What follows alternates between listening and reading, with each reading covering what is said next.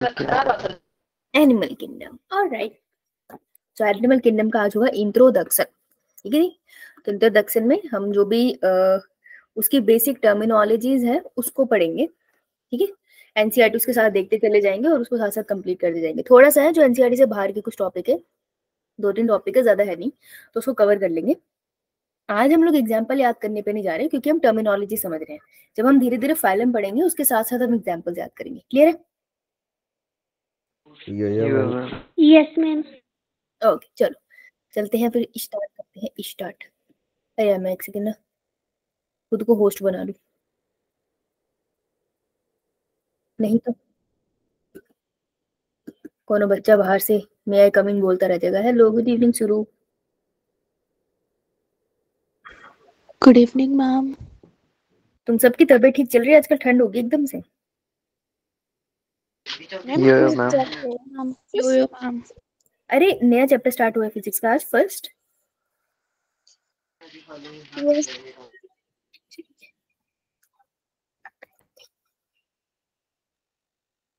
आजा भाई आजा, ये को-होस्ट। ऑलराइट बेटा, जहाँ ना समझ आया पूछ लेना। टर्मिनोलॉजी से थोड़ा वक्त लग जाता है, घबराने का नहीं है, पूछ लेने का है। तो आज है हमारा चैप्टर एनिमल किंगडम। आज है उसकी इंट्रोडक्शन जिसमें हम करेंगे टर्मिनोलॉजीज। ये हमारा आज का है उद्देश्य। उद्देश्य है हमारा आज का कि हम अंडरस्टैंड करें बेसिक टर्मिनोलॉजी। स्क्रीन दिख रही है सबको? ये वो जो कठिन उठाते हैं ना, tube within tube, blind sac, टेट्रोजोम, ये सब क्या चीज है, ये सबको समझने की हम कोशिश करेंगे। एनसीईआरटी रीडिंग वैसे बिल्कुल स्ट्रेट है, मैं तुम्हें एक्सप्लेन करूंगी वही समझ आ जाएगा। कुछ पॉइंट्स है जैसे सिलोम हो गया, ये सब पे आपको एनसीईआरटी लाइन टू लाइन पढ़ाऊंगी क्योंकि वहां पे समझ नहीं आता। चैप्टर की वेटेज 2 से 3 क्वेश्चंस बन सकती है क्योंकि इस बार कुछ चैप्टर डिलीट हुए हैं, कुछ टॉपिक डिलीट हुए हैं, तो दूसरे चैप्टर्स की वेटेज बढ़ गई है ऑटोमेटिकली। मेरे हिसाब से 2 से 3 क्वेश्चन यहाँ से बन सकते हैं। दैट मीन्स ये छोड़ के नहीं आना है, करके जाना है। ओके जी, चलिए आगे चलते हैं। मैम। Good evening Anshika. चलो देखो, हम करेंगे कुछ फीचर्स। अब कैरेक्टरिस्टिक फीचर्स के लिए फटाफट से व्हिटकर क्लासिफिकेशन खोलो। व्हिटकर क्लासिफिकेशन में वो डब्बा बना है ना, मिला? कौन से पेज नंबर पे है? 17 है ना। अब वहां पे देखो एनिमल किंगडम, और एनिमल वाले किंगडम में देखो कैसे ऑर्गेनिज्म है, यूनिसेलुलर मल्टीसेलुलर? मल्टीसेलुलर। किस तरीके के सेल है? Eukaryotic, prokaryotic? यूकैरियोटिक। खाना का मोड कैसा है? होलोजोइक, हेटेरोजोइक, किस तरीके का? तुम बताओ। Holozoic mode of nutrition. और होलोजोइक मोड ऑफ न्यूट्रिशन वो पेज नंबर 17 पे जो डब्बा बना है, क्या और किसी में दिख रहा है? No ma'am. No right. तो ये है एनिमल किंगडम का यूनिक फीचर। मैं स्टार बना दूं, पूछ सकते हैं आपसे, ठीक है। होलोजोइक मोड ऑफ न्यूट्रिशन मतलब कैसे खाना खाते हैं? Buccal cavity. हाँ, कोई भी फूड पूरे सब में बकल कैविटी नहीं बनी होती है, गलत करते हो क्वेश्चन है। कोई भी फूड है उसको पूरा का पूरा हम इंगल्फ करके खा लेंगे, ठीक है। एक चपाती है उसका एक, अगर तुमने बुर्की लिया तो उसको तूने पूरा खा लिया। किसी भी ऑर्गेनिज्म को खा रहे हैं, पत्तों को खा रहे हैं या फिर हम एनिमल को खा रहे हैं, तो हम एक पूरा ऑर्गेनिज्म का पार्ट कंज्यूम कर रहे हैं। वो होलोजोइक मोड ऑफ न्यूट्रिशन है। कभी प्लांट्स को देखा इस तरीके से खाते हुए, क्या गप करके खा जाए, नो है ना? फंगाई को देखा कभी ऐसे गप्पा करके खाते होते किसी चीजों को? नहीं ना। नो। सिर्फ हमारे पास ये बढ़िया वाला होलोजोइक मोड ऑफ न्यूट्रिशन का एक पूरा करेक्टर है। हमारी बॉडी में एक स्पेसिफिक प्लेस है जहां पे हम लोग खाने को रख के उसे कंज्यूम कर सकते हैं, राइट। बैक्टीरिया बेशक अपना सूडोपोडिया आगे फैला के खाने को अपनी तरफ खींच सकता है, लेकिन कोई स्पेसिफिक जगह नहीं होती है। जिस तरफ खाना होता है उसी तरफ से उसको सूडोपोडिया बनने लग जाती है। हमारे पास स्पेसिफिक लोकेशन है भाई, यहीं से खाना पूरा कर आएगा, right. So we have holozoic mode of nutrition. ध्यान से सुनना, ऐसे ऑर्गेनिजम्स, हमारे पास और भी फीचर है, ठीक है, लेकिन हम इन तीनों को कंसीडर करते हैं कि ऐसे ऑर्गेनिज्म जिनके पास ये 3 फीचर्स हैं, उन ऑर्गेनिज्म को हम बोलते हैं मेटाजोआ, ठीक है। So metazoa are the organism जिनके पास ये सारे फीचर्स हैं, यानी कि animals are nothing but the metazoas. अब मेटाजोआ भी 2 कैटेगरी में डिवाइड होते हैं, ठीक है। तो मेटाजोआ 3 फीचर के बेसिस पे मैंने टर्म रखी है, और मेटाजोआ भी 2 टाइप के हो सकते हैं। ऐसे वाले मेटाजोआ जिनकी बॉडी किससे बनी है? देखो मल्टी सेलुलर तो ये होंगे, हमने पहले ही बोल दिया एनिमल किंगडम में मल्टी सेलुलर है, लेकिन इनकी बॉडी सेलुलर लेवल की है कि इनके जो सेल्स है ना वो और डेवलप होके ऑर्गन टिश्यू कुछ नहीं बना रहे, ठीक है। हर सेल अपना काम अलग कर रहा है। ये कह रहा है मेरा काम अपना अलग है, ये कह रहा है मेरा काम अपना अलग है, ठीक है। तो ये अपने अपना काम अपने हिसाब से करते हैं, तो उन्हें हम कहते हैं सेलुलर लेवल वाले। एक मेटाजोआ ऐसे होते हैं जिनकी बॉडी में ऑब्वियसली ग्रुप ऑफ सेल्स है, लेकिन सेल्स मॉडिफाई होकर टिश्यू बना रहे हैं कि इन सेलों ने सोचा कि मैं अपना काम अलग करूंगा, ये वाले सेल सोच रहे अपना अलग हिसाब किताब है। ये भी सारे है तो गुच्छे में रह रहे ना, फर्क तो नहीं है, इट्स जस्ट दैट इन्होंने अपना अपना काम आपस में डिसाइड कर लिया, मॉडिफाई हो गया। तो ऐसे वाले मेटाजोआ जिनकी बॉडी के सेल्स अपने अपने हिसाब से अरेंज हो गए, टिश्यू बना रहे हैं, ऑर्गन बना रहे हैं, ऑर्गन सिस्टम, तो उनको कहते हैं हम यू मेटाजोआ। तो मेटाजोआ दो टाइप के हैं, जिनकी बॉडी में सिंपल सेल है those are parazoa, this one, those are known as parazoa. और जिनकी बॉडी में सेल या तो टिश्यू बना रहे हैं या ऑर्गन बना रहे हैं या बहुत ही कॉम्प्लेक्स ऑर्गन सिस्टम बना रहे हैं, तो वो होते हैं you Metazoa. You word you bacteria में पढ़ा था, यू का मतलब true Metazoa, true multicellular organism तो वही है ना जिसकी बॉडी कॉम्प्लेक्स हो, तो कॉम्प्लेक्सिटी रखते हैं ये, तो यू मेटाजोआ वो है। क्लियर? लिख लिया? Yes ma'am. ओके, देखो इस पेज पे आओ, फर्स्ट पेज है आपका, छोटू सा, ऊपर कुछ खास नहीं लिखा है, रीड कर लेना। यहाँ देखो, in spite of differences in structure and form of different animals. अब छिपकली को देखो, अब खुद को देखो, अब बंदर को देखो, अब अपने छोटे भाई को देखो। हरकतें हो सकता कहीं मिलती हो, लेकिन काफी सेंस में एक दूसरे से डिफरेंट है ना। है तुम्हारा भाई भी कूदता, बंदर भी कूदता, लगते तो सेम सेम है, लेकिन है तो डिफरेंट, राइट? सो बिसाइड हम स्ट्रक्चर में काफी एक दूसरे से डिफरेंट है। छिपकली के हाथ और मेरे हाथ में बहुत फर्क है, बेशक हमारे स्ट्रक्चर अलग अलग है, लेकिन there are fundamental feature common in various individual in relation to arrangement of cells. Fundamental feature क्या मतलब क्या होता है? एक होता है फंडामेंटल, एक होता है डिफाइनिंग। फंडामेंटल मतलब जिसमें एक्सेप्शन हो सकती है, ऐसे फीचर्स। फीचर्स विद एक्सेप्शंस, जिसमें एक्सेप्शंस हो सकती है, राइट? तो फंडामेंटल फीचर्स है जो हम सब में तकरीबन कॉमन है, कुछ एक्सेप्शंस होगी वो हम पढ़ते चले जाएंगे, है ना। तो पूरे एनिमल किंगडम में, चाहे वो छिपकली है, चाहे मैं हूँ या ब्लू व्हेल है, हम सब में कुछ फीचर है जो बिल्कुल सेम है, ठीक है, बाकी फीचर हम में अलग है। तो हम लोग अब क्या पढ़ेंगे? हम लोग वही सारे फंडामेंटल फीचर पढ़ने वाले हैं, जैसे बॉडी की सिमेट्री कैसी है, सिलोम क्या चीज है, कैसे अरेंज है, सर्कुलेटरी सिस्टम क्या है, रिप्रोडक्टिव सिस्टम क्या है, ठीक है। तो इन सारे फीचर्स को हमने इस चैप्टर में पढ़ना है। क्लियर? पढ़ना क्या है? Yes ma'am. अब हम करेंगे सबसे पहले, मैम। सबसे पहला फीचर हम कर रहे हैं लेवल ऑफ ऑर्गेनाइजेशन, कि किस, देखो मल्टी सेलुलर है मतलब बहुत सारे सेल्स हैं। जैसे टॉफी होती है, बर्थडे पे तुम टॉफी का पैकेट लाते हो स्कूल में बांटने के लिए, लाते थे पहले, तो सारे के सारे टॉफी है। अब ये टॉफियां कैसे अरेंज है? तुमने एक एंगल में अरेंज करी है, सब बिखरी पड़ी है, या अलग अलग फ्लेवर्स की टॉफी है तुमने एक पैकेट में रखी है, तो वही होती है ऑर्गेनाइजेशन करना। तो लेवल ऑफ अरेंजमेंट या लेवल ऑफ ऑर्गेनाइजेशन का मतलब है कि सेल्स तो बहुत सारे हैं, लेकिन बॉडी कैसे बनी है? सारे सेल से सारे सेल मिलके एक काम कर रहे हैं, अलग अलग ग्रुप के सेल अलग अलग काम कर रहे हैं, या एक ग्रुप दूसरे ग्रुप के साथ मिलके काम कर रहे हैं, ठीक है। तो लेवल ऑफ ऑर्गेनाइजेशन के बेसिस पे अगर हम बात करें तो कितने लेवल होते हैं? एक होता है सेलुलर लेवल, एक होता है टिश्यू लेवल, एक होता है ऑर्गन लेवल, और लास्ट होता है ऑर्गन सिस्टम। ऑर्गन सिस्टम, ठीक है। इसको 1 2 3 4 लिखो वही एनसीईआरटी में, देखा? Yes ma'am. है ना? चलो, तो अगर मैं लेवल ऑफ ऑर्गेनाइजेशन की बात करूं तो मैं बांटूंगी 4 लेवल्स में। सबसे पहला था मेरा सेलुलर, ऐसे ऑर्गेनिज्म जिसमें कुछ नहीं है, बॉडी में पूरी बॉडी बनी है मल्टी सेलुलर से, लेकिन हर सेल अपना काम कर रहा है। तेरा वही मेरा अपना काम है, मैं अपने में फोकस करूंगा। जैसे for example this is cell number 1, ये कह रहा है मैं एक काम करता हूँ, मैं एक्सक्रीशन का काम देख लेता हूँ बॉडी से।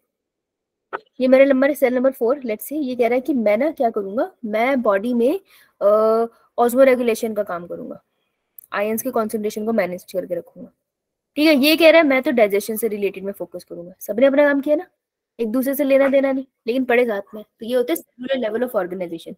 सबसे सिंपल वाले, जो हमारे पास सबसे सिंपल वाले एनिमल्स होते हैं, उनमें सेलुलर लेवल का होता है, ठीक है। अब एग्जांपल करने की कोई जरूरत नहीं है, पहले तुम इसे समझो ये कॉन्सेप्ट क्या है। अच्छा, टिश्यू लेवल क्या है? व्हाट इज अ टिश्यू बेटा? Group of cells performing the same function. Group of cells, ये बात सही थी, हैव सेम ओरिजिन, ये है एक्चुअली, सेम ओरिजिन होना चाहिए। अगर सेम ओरिजिन नहीं है ना, तुम उसको टिश्यू नहीं बोल सकते। और सेम ओरिजिन का क्या मतलब है? देखो एक सेल था, हुई होगी इसमें 1000 करोड़ माइटोसिस, माइटोसिस होने के बाद इसने ग्रुप ऑफ सेल्स बना दिए, इन सबका सेम ओरिजिन है, तो मैं इसे कहूंगी टिश्यू। अब हो सकता है, लास्ट ध्यान से मेरी लाइन सुनना क्योंकि आपने बचपन में पढ़ी है, लेकिन ये चेंज है कि मे और may not have same function.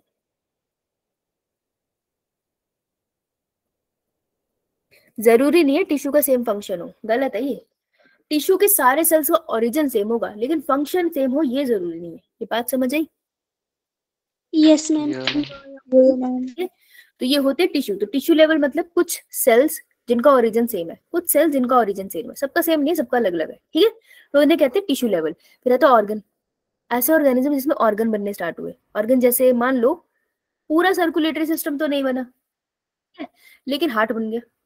Blood vessel when अच्छे से नहीं बनी लेकिन हार्ट का सिस्टम पूरा डेवलप है। हो सकता है ब्रेन नहीं बना लेकिन कुछ न्यूरॉन बन गए। ऐसे ऑर्गेनिज्म है जिसमें न्यूरॉन्स है लेकिन अभी पूरा ब्रेन नहीं बना, राइट। तो ऑर्गन बनने स्टार्ट हुए लेकिन पूरा कॉम्प्लेक्स ऑर्गन सिस्टम उसमें आया नहीं है। तो ऑर्गन लेवल ऑर्गेनाइजेशन होती है जब कुछ कुछ ऑर्गन बन गए। लास्ट है ऑर्गन सिस्टम। ऑर्गन सिस्टम का मतलब है एक ऑर्गन सिस्टम दूसरे से मिलके काम कर रहा है। जैसे मान लो ये लंग्स है, ये तो नाक बन गई किसी की मान लो ये लंग्स है। मैम टिश्यू वाला दोबारा बोलना। कौन से वाला? मैम इससे पिछला वाला। Organ level. Yes ma'am. Organ level जैसे मान ले किसी में ब्रेन नहीं बना तो ब्रेन एब्सेंट है, ठीक है, लेकिन उसमें न्यूरॉन मिल रहे हैं तुझे कुछ, मे बी उसमें तुझे गैंग्लिया मिल रहे हैं छोटे छोटे से, ठीक है। तो पूरा ब्रेन नहीं बना लेकिन उसके स्ट्रक्चर बनने स्टार्ट हो गए, राइट। तो बहुत कॉम्प्लेक्स सिस्टम नहीं बनता, उसको हम कहते हैं ऑर्गन लेवल। नर्वस सिस्टम है लेकिन उसके पास सर्कुलेटरी सिस्टम नहीं है, राइट। कुछ ऑर्गन बन गए कुछ नहीं बन गए। तो ऑर्गन लेवल वो होता है जो अच्छे से ऑर्गन सिस्टम नहीं बना, कुछ ऑर्गन बन रहे हैं कुछ अभी डेवलप हो रहे हैं, उनमें ऑर्गन लेवल होता है। समझ आई? यो मैम। ऑर्गन सिस्टम का मतलब है ऑर्गन मिलजुल के काम कर रहे हैं। जैसे कि ये तुम्हारा लंग है, यार ये लंग तो हाइमल जैसा क्यों बन गया मुझसे, हे भगवान। अच्छा चलो मेरे को बताओ, जब तुम सांस लेते हो तो कौन सी गैस अंदर जाती है? ऑक्सीजन। ऑक्सीजन। ऑक्सीजन जाती है किसमें है? तुम्हारे हम तीनों जाते हैं। कौन सी जाती है? लंग से उस ऑक्सीजन को कौन कैरी करता है? कैपिलरीज। ब्लड वेसल्स कैरी करते हैं, कैपिलरी से बस एक्सचेंज होता है। हाँ प्रवीण बोलो बेटा। मैम नाइट्रोजन भी तो जाती है साथ में ऑक्सीजन के साथ। थोड़ा सा, उसका अमाउंट बहुत कम होता है इसलिए उसको नेग्लिजिबली काउंट करते हैं हम। किसका? नाइट्रोजन को। 78% एटमॉस्फेयर की एयर में नाइट्रोजन है तो उसमें कम है। इसमें जितनी मर्जी नाइट्रोजन हो हमारी बॉडी में कम जाती है क्योंकि पार्शियल प्रेशर का डिफरेंस इतना नहीं होता एटमॉस्फेयर के कंपैरिजन में नाइट्रोजन का, इस वजह से हमारी बॉडी में बहुत कम एंटर करती है, तो हम नेग्लिजिबल अमाउंट लेते हैं। सो ये आ गई हमारे हार्ट में, है ना। तो हार्ट में आ गई। अब हार्ट हमारी, अब मान लो ऑक्सीजन तो आ गई मेरे पास, मेरी बॉडी के अंदर एंटर कर दी, लेकिन ऑक्सीजन दिमाग को भी चाहिए और तुम्हारे घुटनों को भी चाहिए। तो कैसे पहुंचेगी? कौन पंप करेगा? हार्ट।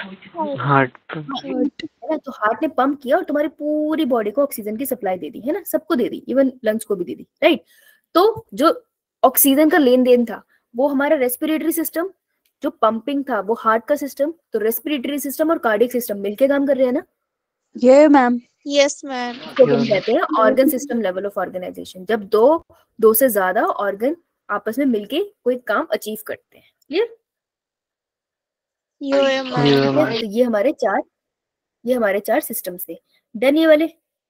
आगे चलते हैं। आगे की टर्म है हमारे पास, नेक्स्ट इज बॉडी का प्लान।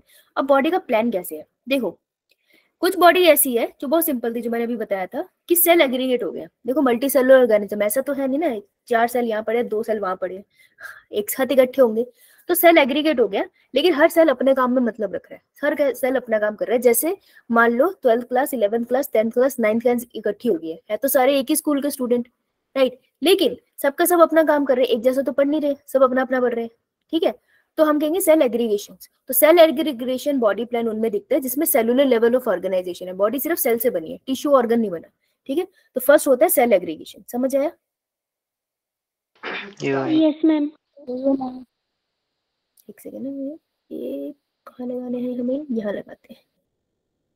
तो सबसे पहले हमारा है सेल एग्रीगेशन जिसमें कुछ नहीं है, बस सेल इकट्ठे हो गए। टिश्यू विश्यू कुछ नहीं बना रहे, पहले क्लियर कर दूं, ठीक है। दूसरा है हमारे पास body plan blind sac, blind मतलब हिंदी में बोले तो अंधा। अंधा। अंधा, सैक मतलब थैला। थैला, टोकरी हाँ सही टाइप। बोल रहे, थैला। तो ब्लाइंड सैक कैसा है कि ऑर्गेनिज्म है जिसकी बॉडी में, अच्छा इससे पहले ये समझो, तुमने कभी नोटिस किया कि एक माउथ होता है हमारी बॉडी में, है ना, जिससे हम खाना लेते हैं और यस जिससे हम मैम। फीसिस रिलीज कर देते हैं बाहर, उसको क्या कहते हैं हम? Anus. Anus. Very good, anus, right. दूसरा है हमारे पास एनस। तो एक माउथ है और एक एनस है, ठीक है। इस पूरी पाइप को हम क्या बुलाते हैं? Alimentary canal. Alimentary canal. लेकिन इतनी सिंपल नहीं है। एलिमेंट्री कैनाल सबसे पहले ईसोफेगस होती है, वो मॉडिफाई होकर हमारे ऑर्गन बनाता है, जैसे कि सबसे पहले स्टमक। स्टमक। स्टमक के बाद हमारी बहुत सारी क्या बन जाती है? Small intestine, small intestine. Small intestine के बाद हमारी बनेगी लार्ज इंटेस्टाइन। ऐसे होता है जहां तक मुझे पता है, लार्ज Yes. इंटेस्टाइन और एंड में जाके एनएस बन गया। ओपनिंग तो अभी भी दो है, तो एलिमेंट्री कैनाल मॉडिफाई होती है। तो इसमें तुम्हें दो ओपनिंग मिल रही है ना, खाना लेने के लिए और खाना रिलीज करने के लिए, वेस्ट मटेरियल, राइट। अब ऐसे ऑर्गेनिज्म है जिनके पास सिर्फ एक ओपनिंग है, ये खाना भी यहीं से लेते हैं और नीचे से बंद है, तो ये खाना लेते भी यहीं से है और गंदगी बाहर भी यहीं से निकालते हैं। तो ऐसे ऑर्गेनिज्म में जिसमें सिर्फ एक ओपनिंग है, दूसरी तरफ वो ब्लाइंड है, मतलब यहाँ पे कोई और ओपनिंग नहीं है, तो ऐसी थैली लाइक स्ट्रक्चर बन जाता है। इनको हम कहते हैं ब्लाइंड सैक ऑर्गेनाइजेशन। समझ आया? Yes ma'am. Yo ma'am. जैसे अगर इसका एग्जांपल देख ली तो बहुत सिंपल सा है कि फॉर एग्जांपल जैसे ये ग्लास है पानी का, मैम ठीक है? दिखाई दे रही है। Yes ma'am. अबे मैं दिख रही हूँ, मैं खुद को दिखा रही हूँ। Yes ma'am. मैम। यहाँ देखो, कार्टून हो, यहाँ देखो, जैसे ग्लास है, तो इस ग्लास में ये ओपनिंग दिख रही है आपको? Yes ma'am. Yes ma'am. बेटा जब पानी डालना था इसमें तो यहीं से क्या होगा? ये मैम। अब ये मैं पानी, तुमको पानी डाल के बताती हूँ, तुम बावले हो, तुम पता नहीं क्या समझो। हम स्प्राइट की बोतल से पानी डालेंगे क्योंकि हम घर में बोतलें नहीं जल्दी वेस्ट करते। तो अगर पानी डाला, मैंने इससे डाला इस ओपनिंग से, क्या नीचे से पानी निकला? No ma'am. अगर पानी से बाहर निकालना, अब मैं पलटने नहीं वाली इसको, अगर इससे पानी बाहर निकालना तो यहीं से निकलेगा, इसी ओपनिंग से। ये मैम। तो जिसमें एक ही ओपनिंग होती है उसको कहते हैं ब्लाइंड सैक अरेंजमेंट। समझ आया? ये मैम। लेकिन अब ये एक पाइप है, इसमें यहाँ से मैं इस पेन को डाल सकती हूँ एक ओपनिंग से और दूसरी ओपनिंग से निकल रहा है। Yeah ma'am. This is known as tube within tube. समझ आया? ये मैम। ओके, तो हम स्क्रीन शेयर करते हैं, सेंस बनता है। So this is tube within tube, tube within tube, and that one is blind sac. Clear सबको? Yes ma'am. अपने पास कौन सा ट्यूब विद इन ट्यूब है? वो blind sac. Tube within tube tube. With अब सवाल ये है कि मुर्गी पहले आई या अंडा, पहले एनएस आया या माउथ? मुर्गी। तो बताया नहीं, मुर्गी पहले आई। ये कैसे बता? यूट्यूब में देखा सही है, पता कैसे? हाँ सैक, सैक हे भगवान, हाँ प्रवीण। अंडा है पहले। पहले मुर्गी आई है, क्योंकि साइंटिस्ट का मानना है कि जिस तरीके का प्रोटीन एक एग के अंदर मिलते हैं वो मुर्गी की बॉडी में ही बन सकते हैं, ठीक है। तो उससे पहले मुर्गी को आना पड़ेगा, फिर अंडा आएगा। मुर्गी कैसे आई है ये हम समझ रहे हैं, हो सकता है स्पेसशिप से आई हो, ये तो सवाल है, हो सकता है स्पेसशिप से आई हो। तो देखो, tube within tube, evolution. हाँ, tube within tube is basically क्या, वो है जिसमें कंप्लीट डाइजेस्टिव सिस्टम है। ब्लाइंड सैक वो अरेंजमेंट है जिसमें इनकम्प्लीट डाइजेस्टिव सिस्टम है, एक ओपनिंग है, दो ओपनिंग नहीं है। और सेलुलर लेवल ऑफ ऑर्गेनाइजेशन कहते हैं डाइजेस्टिव सिस्टम है ही नहीं, हम ऐसे ही है खुले, ठीक है। अब अगर मैं बोलूँ दो ओपनिंग वाले, बेटा माइक बंद कर लो, तो दो ओपनिंग वाले के केस में कौन सी ओपनिंग पहले बनी, माउथ या एनएस, उसके बेसिस पे भी हम ऑर्गेनिज्म को दो कैटेगरी में डिवाइड कर सकते हैं, ठीक है। ये एनसीईआरटी में नहीं है तो ये थोड़ा एक्स्ट्रा हो गया। देखो कैसे, अगर तुमको थोड़ा सा चुन्नू मुन्नू सा भी याद है, कभी मैंने तुम्हें ह्यूमन रिप्रोडक्शन पढ़ाया था, या तो तुम्हें 1 साल पहले पढ़ाया था, यस मैम। है ना? वहां पे कभी मैंने तुमसे से बात करी थी, एक्टोडर्म होता है, एंडोडर्म होता है ये मैम। Yes ma'am. तब मैंने कभी ऐसे बात करी होगी कि ये तो कुछ नहीं है, गुच्छा है सेल्स का। अब किसी ने ब्रेन बनाना है, किसी ने हार्ट बनाना है, तो ये सारे सेल अपनी अपनी जगह पे जाते हैं, तो कहीं पे जाने के लिए थोड़ी स्पेस होनी चाहिए ना। तो ये अपने अंदर एक छोटा सा खाली गली बना लेते हैं, पाउच जैसी, अब इस गली के थ्रू सेल्स अपनी अपनी लोकेशन पे ट्रेवल करते हैं बाहर से अंदर। तो तुमको जो भी नहीं याद आया, लेकिन इतना तो याद आया होगा कि एक छोटे सा छेद बनता है हमारे एम्ब्रियो के अंदर, छोटू सा छेद बनता है। इस छेद को हम बुलाते हैं ब्लास्टोपोर। ठीक है, ये ब्लास्टोपोर की मदद से सारे सेल अपनी जगह पे, जैसे जिसने ब्रेन बनाना है, ठीक है, वो ब्लास्टोपोर से बाहर की लेयर में आएगा। ठीक है, जिसने ऑर्गन बनाना है वो ब्लास्टोपोर से अंदर ही रहेगा, बाहर नहीं आएगा, राइट। तो ये छोटा सा जो होल है ना, ये ब्लास्टोपोर है। अगर ये होल, अब मेरी बात ध्यान से सुनना क्योंकि यही इंपॉर्टेंट है जो मैं बोलने वाली हूँ, कि अगर ये होल इन फ्यूचर, ब्लास्टोपोर तो बना दिया ब्लास्टोपोर, अब अगर ये होल इन फ्यूचर बना देता है सबसे पहले एक बड़े से ऑर्गेनिज्म में, व्हाट, माउथ। तो अगर पहली चीज इन फ्यूचर इस ब्लास्टोपोर से क्या बना, माउथ। माउथ, तो ऐसे ऑर्गेनिज्म को हम बुलाते हैं प्रोटोजोम्स। क्या बुलाते हैं, प्रोटोजोम। लेकिन अगर ये ब्लास्टोपोर बेटा ऑर्गेनिज्म में जब वो एक पर्टिकुलर शेप लेने लग गया बॉडी की, और ये ब्लास्टोपोर चेंज हो जाता है सबसे पहले एनएस में, एनएस बना, माउथ बाद में बना। तो अगर पहले बॉडी में एनएस बनता है तो उन ऑर्गेनिज्म को हम क्या बुलाते हैं, डेट्रोसोम। समझ आया? Yo ma'am. मनुष्य क्या है, पहले क्या बना, माउथ या anus? Mouth. Mouth. That is so disturbing because हमारे में पहले बना है anus. This is weird to understand, है ना, कि खाने का जुगाड़ पहले नहीं है, लेकिन देखो एक्सक्रीशन का पहले कर रखा है, बताओ। तो डेट्रोसोम्स है, ठीक है जी, दत्त तेरी। Yes, ma'am. ओके चलो डन, आगे चलो, चलो देखते कहाँ तक पहुंचे हम। ठीक है जी, अब हम आ गए हैं सर्कुलेटरी सिस्टम पे। जो मैंने पीछे पढ़ा है वो एनसीईआरटी में नहीं है। अब हम आते हैं सर्कुलेटरी सिस्टम पे। सर्कुलेटरी सिस्टम मतलब ये आपसे बात कर रहे हैं हार्ट की, है ना। तो आपकी बॉडी में बेसिकली ब्लड सर्कुलेट हो रहा है, दैट इज सर्कुलेटरी सिस्टम। दो टाइप का होता है, इन्होंने साफ लिखा है, एक कहते हैं ओपन सर्कुलेटरी सिस्टम और एक कहते हैं क्लोज सर्कुलेटरी सिस्टम। तो देखो ओपन सर्कुलेटरी सिस्टम क्या है, अगर आपकी बॉडी में ये जो तुमको नसें दिख रही, यो मैम। आर्टरी है या वेन? Yes, ma'am. Artery. दोनों। दोनों। कौन था ये वेन्स है। बेटा, कौन था ये, पहले दोनों वाला बताओ कौन था। कूद जा बेटा छत से ना, पैराशूट लेके कूद जा।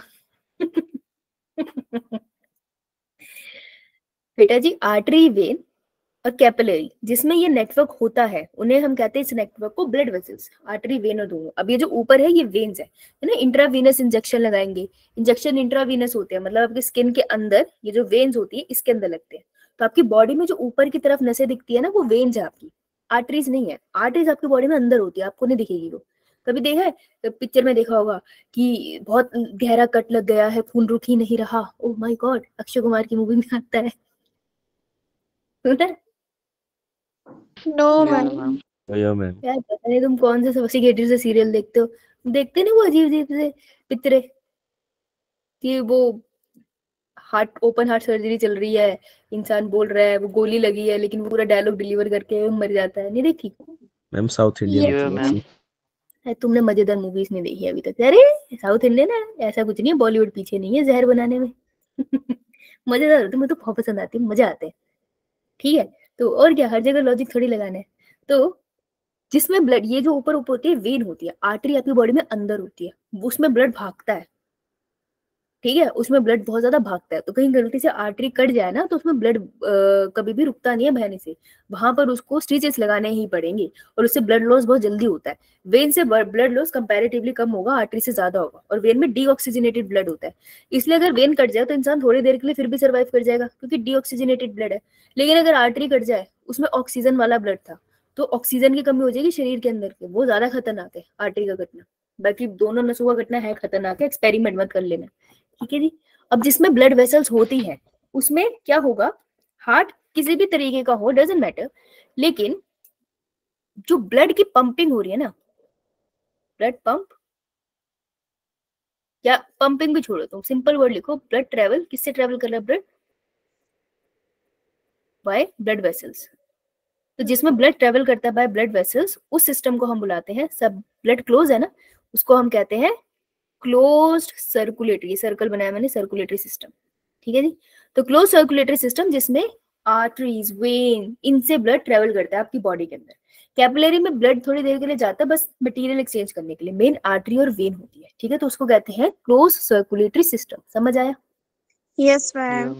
ओपन सर्कुलेटरी सिस्टम का बड़े मजेदार है। ओपन सर्कुलेटरी सिस्टम का क्या है, एक पाइप है, मान लो कोई भी है ये, तुम इसको आर्टरी, वेन कुछ भी बोल लो, लेकिन ये ज्यादा देर ब्लड इसमें नहीं रहता, वो एक थैली में जाके खुल जाता है। इन थैलियों को हम बोलते हैं साइनसिस। ब्लड यहाँ बात करेगा, बहुत सारा ब्लड यहाँ पे इकट्ठा होगा, ऑर्गन्स को ऑक्सीजन चाहिए ना और कार्बन डाइऑक्साइड छोड़नी है, वो यहाँ इन थैलियों में एक्सचेंज करती है। फिर ब्लड थोड़ा ट्रेवल करेगा, फिर थैलियों में खुल जाएगा, फिर ब्लड ट्रेवल करेगा, फिर इन थैलियों में खुलेगा। तो जिसमें प्रॉपरली देखा जाए तो हम ये नहीं कह सकते ना आर्टरी वेन में ब्लड घूम रहा है, ब्लड एक ओपन चेम्बर्स में जाके खुल जाता है। तो जब ब्लड ओपन चेम्बर्स में खुलता है, इन चेम्बर्स को हम साइनसिस बोलते हैं और ऐसे सर्कुलेटरी सिस्टम को हम बोलते हैं ओपन सर्कुलेटरी सिस्टम। समझ आई? Yo, ma'am. मेरे को बात बताओ, अगर आर्टरी वेन में होता है ब्लड, तो जब थोड़ा सा कट लगता है हाथ में तो थोड़ा सा ब्लड निकलता है, लेकिन वैसे करते हैं तो वो रुक भी जाता है। तो हमने क्या काटा, आर्टरी या वेन? Ma'am, vein. बेटा अगर वेन काटी ना तो उसके लिए ना स्टिचेस लगेंगे, वो नहीं होती तुम्हारे करने से, उसमें रुक नहीं जाएगा ब्लड, उसमें तो ब्लड कंटिन्यूस चलता है। स्किन काटी। स्किन काटी, स्किन के नीचे तुमको इतना पता है कि जब आर्टरी और वेन में से ब्लड जाता है ना, किसी भी पाइप से जब ब्लड जाता है तो थोड़ा सा अमाउंट बाहर भी निकलता है। कोई भी चीज ड्राई नहीं होती ना, तो there is some extracellular liquid also, तो वो थोड़ा एक्स्ट्रा सेलुलर लिक्विड होता है। तो तुम आर्टरी वेन नहीं काटते हो, जो छोटा सा कट लग के हील हो जाता है ना, वो बस थोड़ी सी ब्लड सप्लाई होती है जो तुम्हारे उस स्ट्रक्चर को मिली हुई होती है, राइट, इसलिए वो रुक जाता है। गलती से वेन कट जाए तो वो रुकती नहीं है, वहां स्टिचेस लगाने पड़ते हैं। Okay, Yo, ma'am. तो ओपन सर्कुलेटरी सिस्टम जिसमें ब्लड पंप होता है आउट ऑफ द हार्ट और वो सेल्स और टिश्यू को डायरेक्टली बात करता है ना, आर्टरीज वेन से ट्रेवल कर रहा है और सेल्स और टिश्यू के पास जा रहा है इंडिविजुअली। क्लोज सर्कुलेटरी सिस्टम जिसमें थीरीज ऑफ वेसल से जाएगा और उसके पास उल्टा बोल दिया।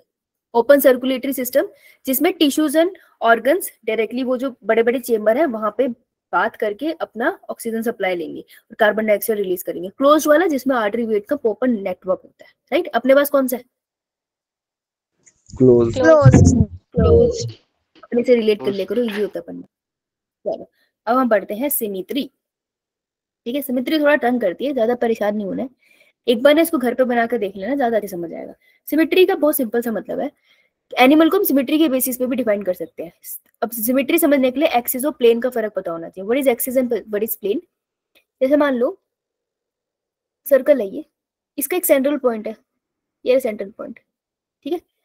कोई भी लाइन, ध्यान से सुनना, तो मेरी लाइन टेढ़ी है कोई भी लाइन जो सेंटर से जा रही है, अगर मैं बॉडी को डिवाइड कर रही है ना दो हिस्सों में, लेफ्ट एंड राइट में, अगर मैं इसको हॉरिजॉन्टल बना दूं तब भी एक तरफ को लेफ्ट एक तरफ को राइट बोल दूंगी। तो अगर कोई भी line, this is a line, ध्यान से सुने, अगर एक लाइन बॉडी को सेंटर से कट कर रही है, ये सेंटर का पॉइंट है, हमेशा सेंटर ध्यान रखना है, तो अगर सेंटर से कट कर रही है लेफ्ट और राइट में, तो लाइन को हम बोलते हैं this is an axis. So what is an axis? An imaginary line, लिख लो, imaginary line that divides body into two equal halves. left and right equal halves। हाँ ठीक है, तो उसको बोल देंगे axis. Then what is a plane? मक्खन काटा है कभी घर में? मक्खन मस्त काटा कभी? Yo, ma'am. Yes, ma'am. हम बटर काटते हैं। बेटा बटर कोई मक्खन बोलते हैं, कौन से देश से है? ब्रिटिश। गो साइमन बैक बड़े जो मक्खन होता है उसको मस्त ऐसे काटते हैं, मस्त गरम गरम पराठे में डाल के, सब पिघल जाता है, वो इसको खाते हैं, खाई होगा तुमने भी। Yo, Yes, ma'am. ma'am. Ma'am. भूख लग गई यार so what is plane? Plane is nothing but a flat surface। मक्खन को काटता कौन है? किससे नहीं, फ्लैट सरफेस है ना, तो वो भी एक फ्लैट सरफेस ही हो गया, जैसे तुम्हारी वो भी स्लाइड्स भी होती है। तो तुम रेदर देन एक लाइन के थ्रू, अकेली लाइन के थ्रू तुम सेंटर से एक फ्लैट सरफेस की मदद से काट दो किसी भी स्ट्रक्चर को। तो जैसे तुमने स्ट्रक्चर मक्खन को काटा ना, तो मक्खन को जिस चाकू से तुमने काटा उस नाइफ को हम कहते हैं प्लेन। प्लेन फ्लैट सरफेस है ना, दोनों तरफ से फ्लैट है चाकू, तो किसी फ्लैट सरफेस पे बॉडी को काटोगे तो हम कहेंगे प्लेन से काटा है। समझ आई? Yes ma'am. मैम वनडी। अब इसे करते हैं। हाँ बेटा बोल। वनडी क्या? वन डायमेंशन में जो हाँ प्लेन हाँ होगा। 1 डायमेंशन में कटेगा, बस 2 डायमेंशन हो गया ना, 1 डायमेंशन 2 डायमेंशन हो गया। मैम दोबारा बताना।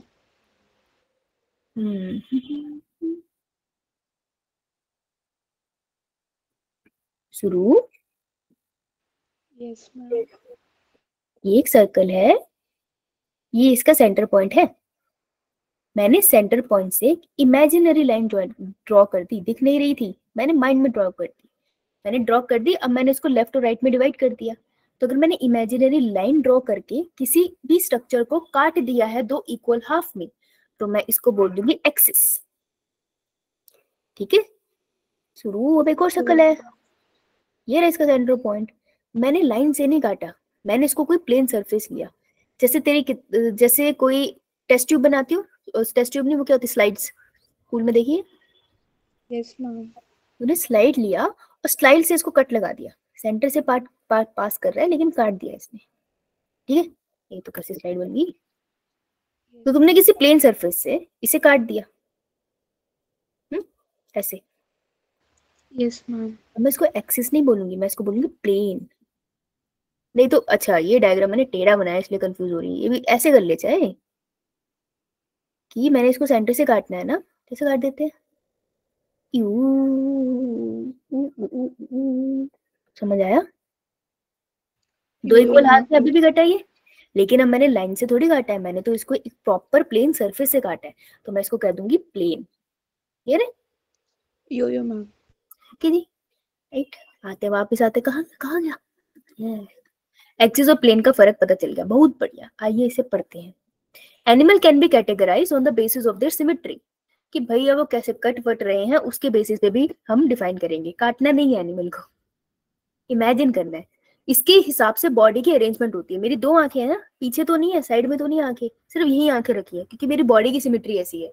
लेकिन बहुत से ऑर्गेनिज्म है जिसके अलग अलग पोजिशन पे आंखें, किसी की ऊपर की तरफ लगी है, एक ही आंख भी है, तो सिमेट्री पे डिपेंड करता है वो। नाउ स्पॉन्जेस भूल जाओ। Any plane that passes through the center does not divide them into equal halves. अब 3 कंडीशंस है हमारे पास। कैसी कैसी सिमेट्री होती है? एक होती है एसिमेट्री, एक होती है रेडियल सिमेट्री, एक होती है बायलेटरल सिमेट्री। सबसे एडवांस जो है वो बायलेटरल सिमेट्री है। ठीक है, सिमेट्री पे एक बहुत इंपॉर्टेंट क्वेश्चन है जो आता है, तो मैं तुम्हें इकाइनोडर्म कराऊंगी तब समझ आएगा। अब एसिमेट्री का क्या है? एसिमेट्री का बहुत सिंपल जुगाड़ है। वो कहते हैं कि ऑर्गेनिज्म ऐसा है, देखो मान लो ऐसा है, तो तुम्हारे एनसीईआरटी की पिक्चर ही बना देते हैं, ऐसा ऑर्गेनिज्म दिख रहा है। चल मैंने मान लिया इसका सेंटर पॉइंट ये है, तो ढूंढा बड़ी मुश्किल से, मान लेते ये सेंटर पॉइंट है। अब बेटा अगर मैं इसको इस सेंटर पॉइंट से किसी भी प्लेन में काटूं, लेट्स से मैंने इसको इस प्लेन में काटा, क्या 2 इक्वल पार्ट्स में डिवाइड हुआ? No ma'am. अपना डाउन वाला पार्ट इक्वल है? नहीं है। अच्छा मैं कह रही हूँ चल मैं इसको दूसरे प्लेन में काट के देखती हूँ, अगर चल यहाँ से काटते हैं तो क्या अब 2 इक्वल पार्ट में डिवाइड हो रहा है?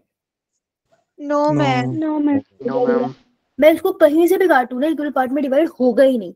इट इज लाइक कि तुम बैठे हो, तुम टीवी देख रहे हो और तुम्हारे भाई ने बोल दिया मैंने अपनी पसंद का कार्टून देखना है, वो तुम्हारे आगे तरले गल्ले, तुम चैनल नहीं बदलने दोगे। सही बात है ना?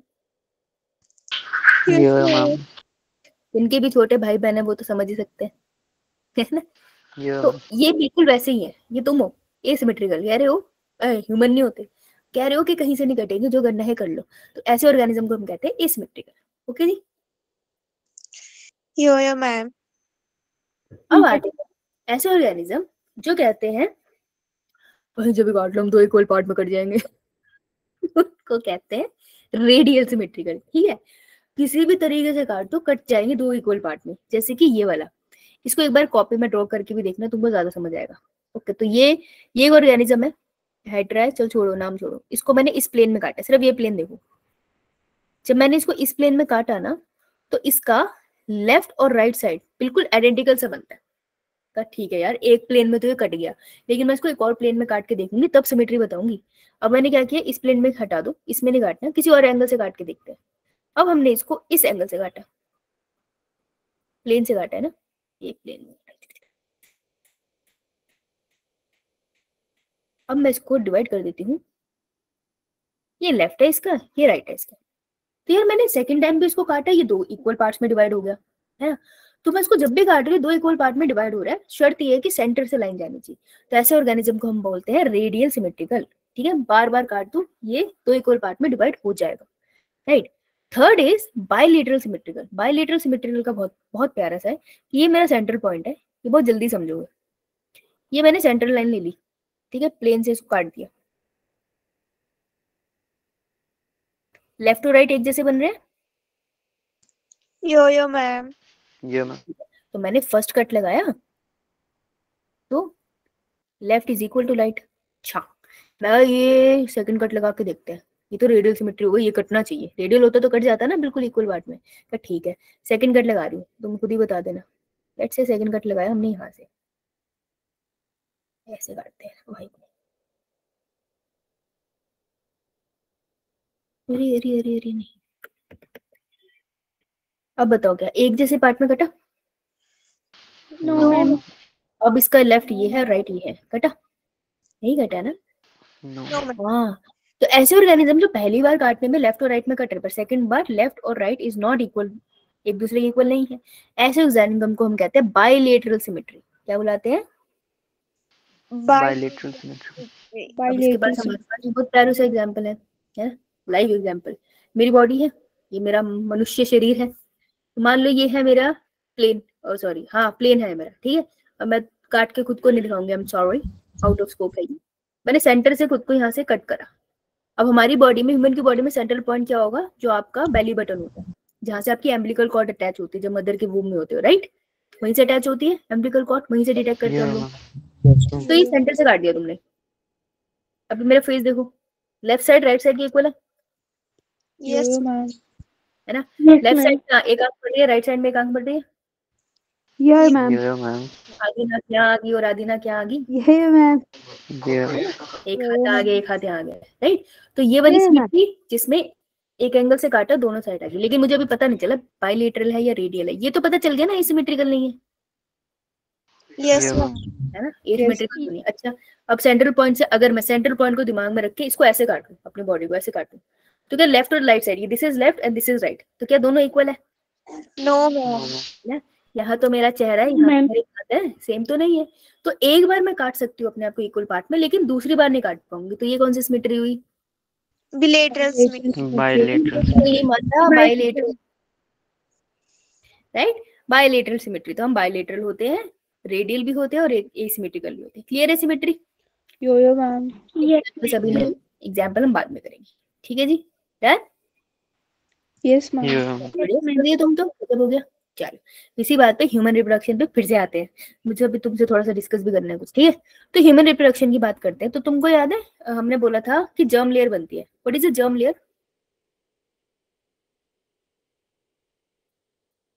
मैंने मार देना अगर किसी ने मुझे ये बोला germ layer. Endoderm, mesoderm, ectoderm. Yes, germ layers होती क्या है? These are the layers of cells जिससे पूरी बॉडी बनती है। Germ layers are what? Cells. मैं लिख देती हूँ, layers of cells that forms entire body, ठीक है जी, उसी को कहते हैं हम जर्म लेयर। अब याद करो, अपने दिमाग पे कष्ट डालो कि कितनी जर्म लेयर थी अपने पास? 3 थी। 3 थी, बना लेते हैं। ये एक जर्म लेयर है, ये दूसरी जर्म लेयर है। मैम स्क्रीन में दिख रही। अरे यार, तो मैं इतनी देर से बोल क्यों नहीं रहे? हमारे को लगा आप दिखा रहे हो कुछ। मैंने कहा दिखाया कुछ, ड्रॉ कर रही थी मजे से। बताओ, मैं इतनी देर से लिख रही हूँ, तुम पता चला मैं लिख रही हूँ? तो भोले बच्चे मेरे। ये मैम। हाँ बोले। देखो बेटा, 3 जर्म लेयर है अपने पास, 3, है ना। बाहर वाली लेयर जो तुम्हारी स्किन बनाती है, स्किन, और तुम्हारा दिमाग बनाती है, central nervous system, brain and spinal cord, ये कौन सी लेयर होती है? ectoderm, Ectoderm. Ectoderm. एक्टोडर्म बनी ग्रुप ऑफ सेल्स से है, ठीक है, सेलुलर है ये, जो बिल्कुल अंदर वाली लेयर है, ऑर्गन बना रही है, एंडोडर्म, ये सेल से बनी है, Endoderm. सेलुलर। और जो इन दोनों के बीच में एक लेयर होती है दैट इज Meso. Mesoderm. मीजोलेयर, बनाती है आपका, बोन्स बनाती है आपकी, है ना, मेसोडर्म, ये भी सेल से बनी है। तो ऐसे ऑर्गेनिज्म जिसमें कितनी कितनी सेल लेयर्स है, ये 1 2 3, तो ऐसे ऑर्गेनिज्म को हमको बोलते हैं, हम बोलते हैं they are Triploblastic. Triploblastic. Very good बेटा, ट्रिप्लोब्लास्टिक, क्योंकि इनमें 3 जर्म लेयर है, समझ आया? yo-yo ma'am, Yeah, अब ma'am. देखो नेचर ने सबके साथ ऐसा नहीं किया, पहले वो 2 जर्म लेयर बनाती थी, उसने बना दी ये बाहर वाली layer will be ectoderm, ectoderm, और एक्टोडर्म होगी सेलुलर ही, सेल से बनी है। सेलुलर क्यों लिखवा रही हूँ अभी तुमको समझ आएगा, क्योंकि एक नीट का क्वेश्चन यही सॉल्व हो जाएगा हमारा, ठीक है। फिर वो कहते हैं उन्होंने एंडोडर्म भी बनाई, कभी तुम ना सही लाइन मत खींच जाना मुझसे, अजीब बात है, मैं प्लेन पेपर पे लिखती हूँ तो सही लिखा जाता है, ऐसे नहीं लाइन बनती मुझसे। एंडोडर्म, तो मेरा पराठा खाने का मन कर रहा है, सेलुलर होती है ये।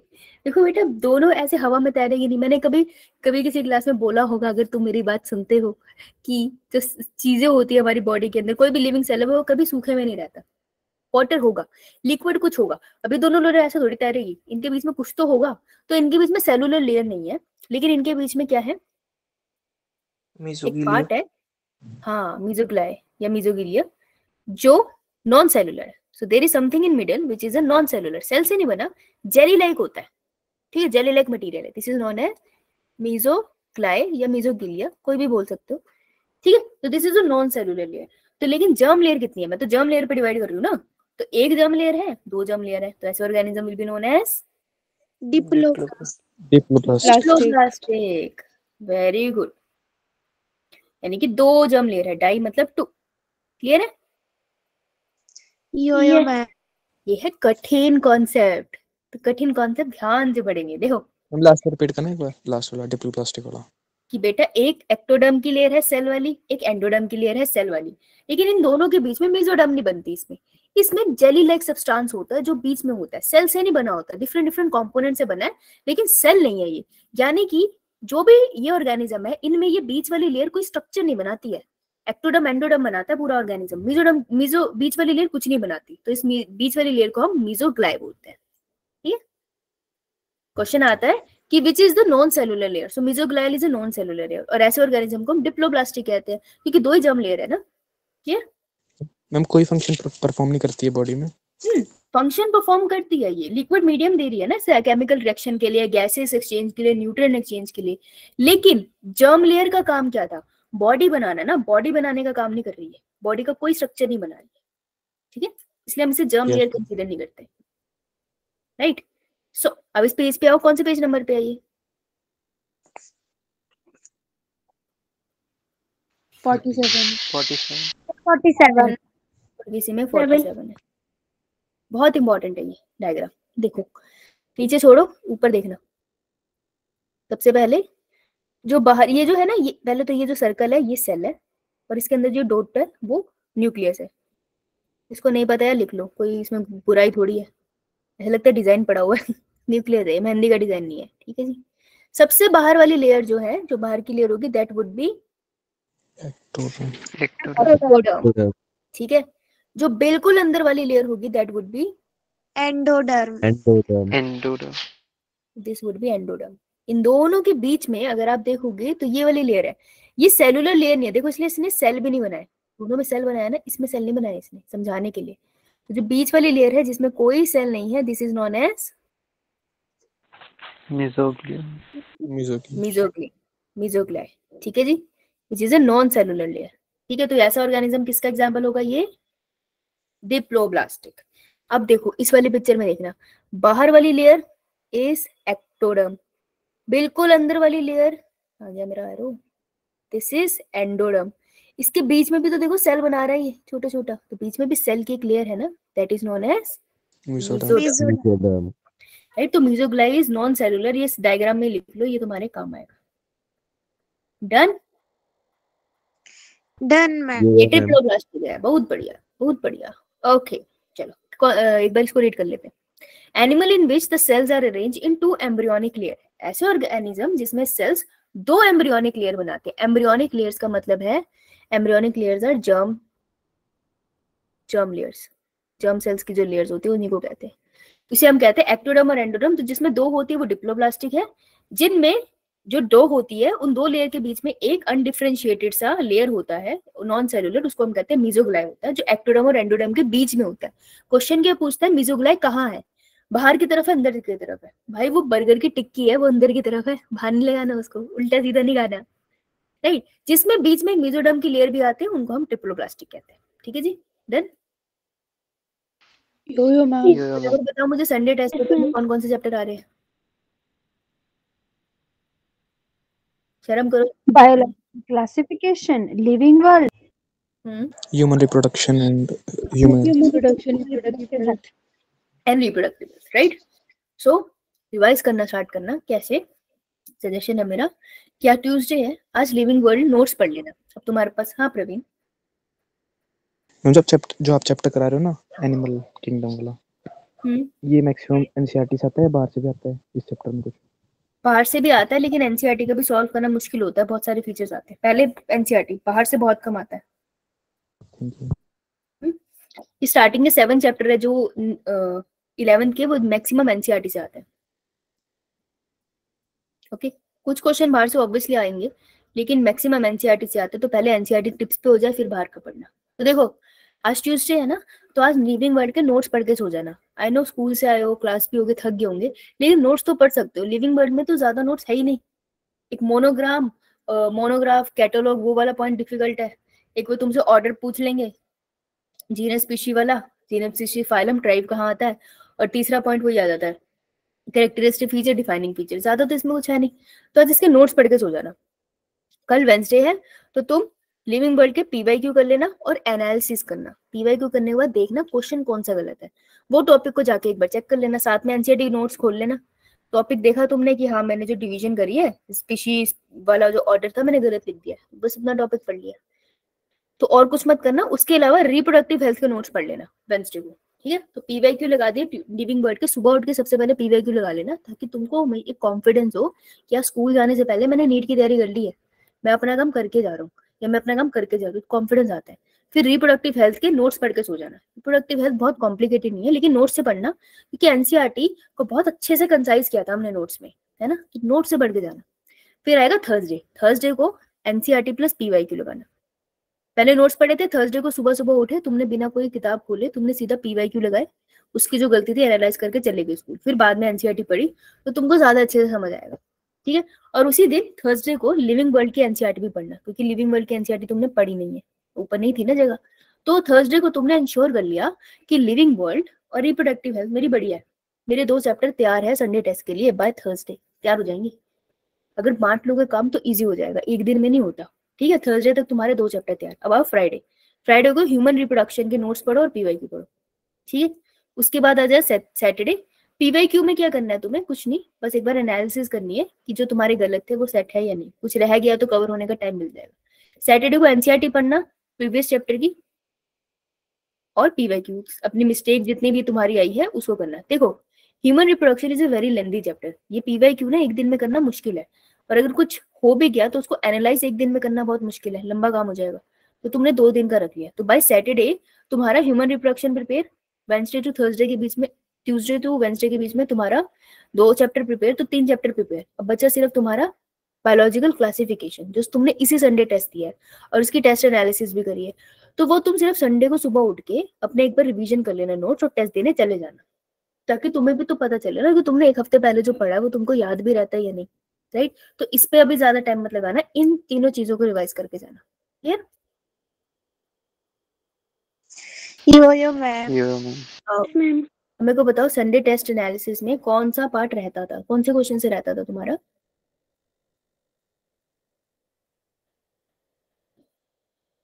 इसमें ये ब्लू क्या आ गया, कौन से क्वेश्चन से रहता है बेटा तुम्हारा? 2 क्लासेस चल रही है, पता ना तुम्हें, मैं भूल जाऊंगी तुम्हारा कौन सा क्वेश्चन रहता है। यहाँ से रहता है क्या? Yes ma'am. याद आ नहीं रहा, कह रही यहीं से लग रहा है ना? चलो मैं यहाँ से करा रही हूँ, मुझे लग रहा है यहीं से रहता है, करा दूं?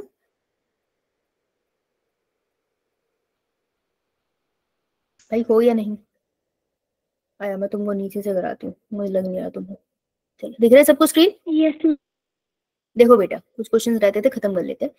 Read the given statement and Yes, select the ma'am. Correct option. Correct option करना है। स्टेटमेंट 1, स्टेटमेंट 2 है, ठीक है। Statement 1, a viroid is a free DNA molecule. जो वायरॉइड होता है वो फ्री डीएनए का मॉलिक्यूल होता है? No ma'am. मॉलिक्यूल होता है बेटा? RNA molecule. गलत है। A prion is a abnormally folded RNA molecule. Prion abnormally folded होता है लेकिन आरएनए मॉलिक्यूल होता है, सही है? Yes ma'am. कौन से पेज नंबर पे मेंशन है ये सर? मैम 27। 27। प्रायन पढ़ो, फटाफट पढ़ो और देख के बताओ क्या सही है ये बात। पढ़ो। Prions in modern medicine, certain infectious neurological diseases were found to be transmitted by an agent consisted of abnormally folded protein. The agent was similar in size to viruses. These agents were called prions. The most notably diseases caused by prions are bovine spongiform encephalopathy, commonly called mad cow disease in cattle, and its analogous variant CR Jacob disease in humans. Very good, good.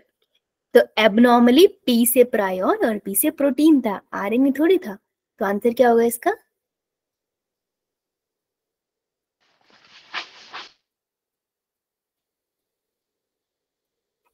Answer would be A. A.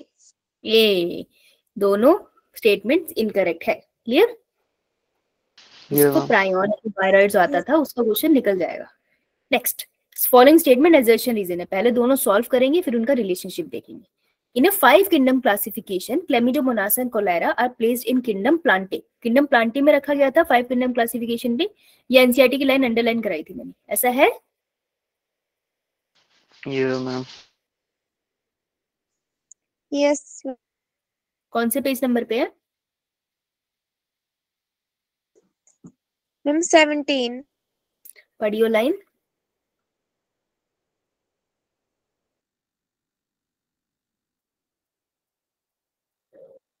Eighteen page पे है। तू 18 पढ़ पर दे, है। तू पढ़ दे, तेरे को कौन सी मनाई है?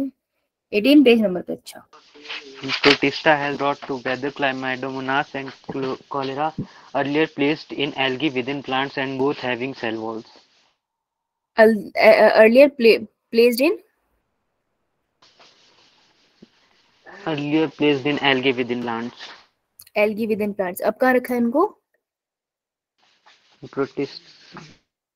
प्रोटिस्टा, हाँ है ना।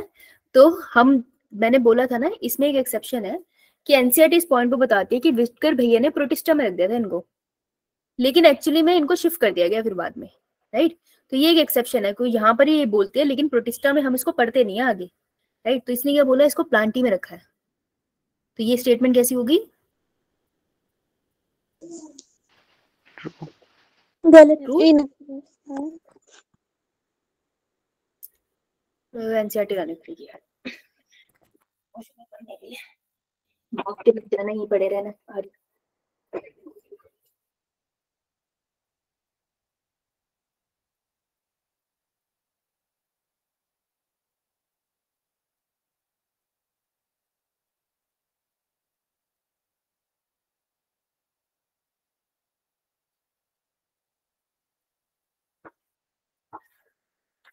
आ गई।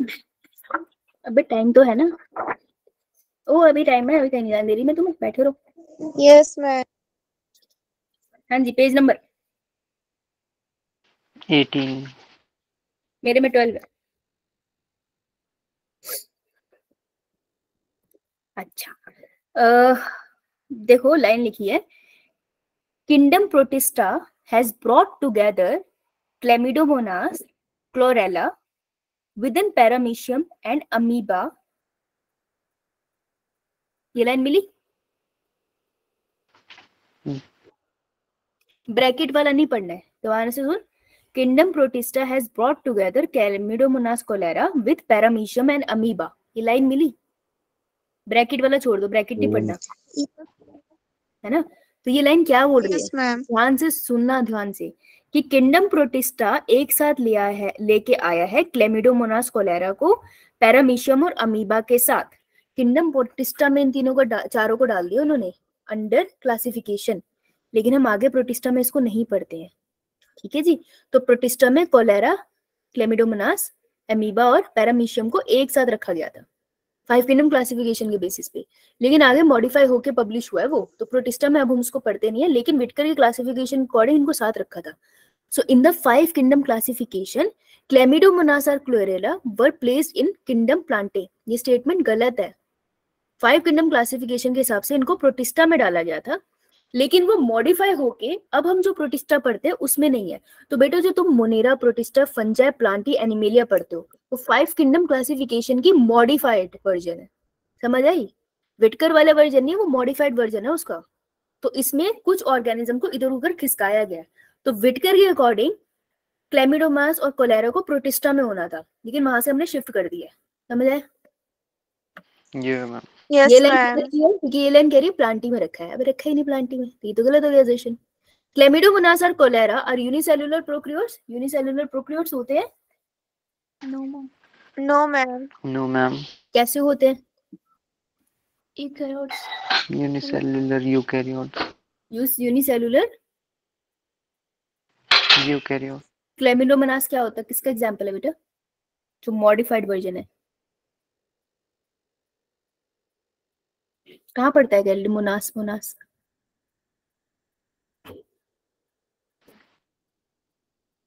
इसमें कुछ नहीं लिखा ना? Algae.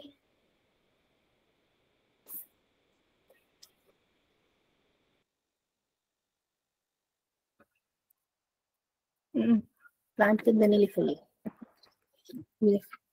Earlier placed in algae with in plants and both having cell wall. Algae के अंदर, यार तुम ना इसको ध्यान से पढ़ो तो वे नेट वाले खा जाएंगे इस चैप्टर में। ध्यान से पढ़ो वहाँ क्या लिखा है।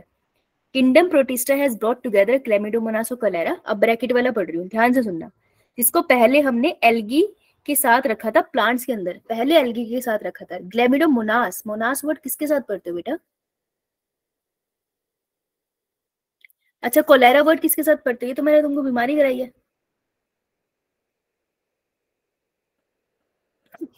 अबे कोलेरा बीमारी नहीं कराई मैंने, मुकरे।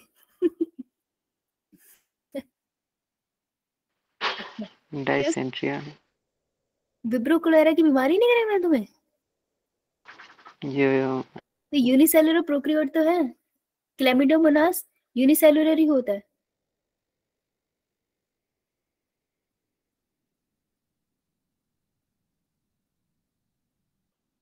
सीरियसली याद नहीं आ रहा?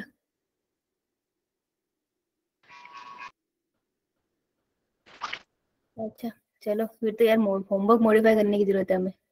रुको यार, मैम यूनिसेल्युलर तो याद है, प्रोकैरियोट नहीं याद आ रहा। प्रोकैरियोट नहीं याद रहा? प्रोकैरियोट होता है बेटा, रुक जा, ये टाइम लिमिट ज्यादा हो गई।